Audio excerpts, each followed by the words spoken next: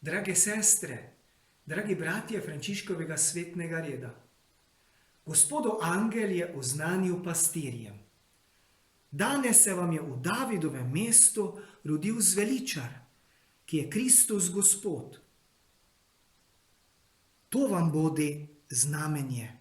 Našli boste dete v plenice polvito in položeno v jasli. V stoletjih pred svetim Frančiškom je bilo veliko bolj izpostavljeno Božje kraljevanje, vsemogočnost, slava. Čelanski pa pravi, da je Frančiškov spomin bolj zasedla Kristusova ponižnost v učlovečenju. Podobno kot Pavel pravi v pismu Filipljanom: čeprav je bil Jezus Kristus namreč v podobi Boga, se ni ljubosumno oklepal enakosti z Bogom, temveč je sam sebe izpraznil, tako da je prevzel podobo služabnika in postal podoben ljudem.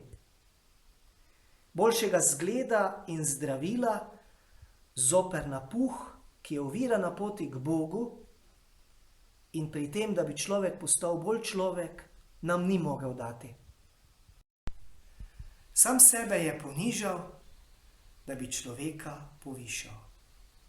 Drage sestre in bratje, ob letošnjem božiču vam želim, da bi ponižno pokleknili pred jaslice in se zazrli v to Božjo ljubezen, ki se je sklonila do nas.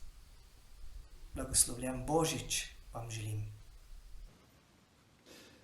Dragi brat, draga sestra, takole varno skupaj v božični logiki smo povabljeni, da se pustimo zavit, obleči po Jezusu in Mariji v oblačila preprostosti Boga, kot sta to naredila za Jezusa, Božjega Sina.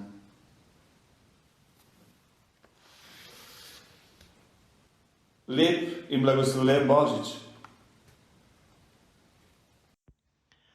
Dragi bratje in sestre, kot sveti Frančišek smo poklicani, da v srcih ljudi prebudimo majhnega otroka, ki spi.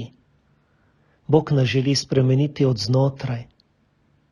Sprejmimo njegov prihod v tej božični noči. In v novem letu bomo lahko na vsakem koraku doživljali, da je Bog z nami, da je Emanuel. Blagoslovljen božič in vse dobro v novem letu vam želim.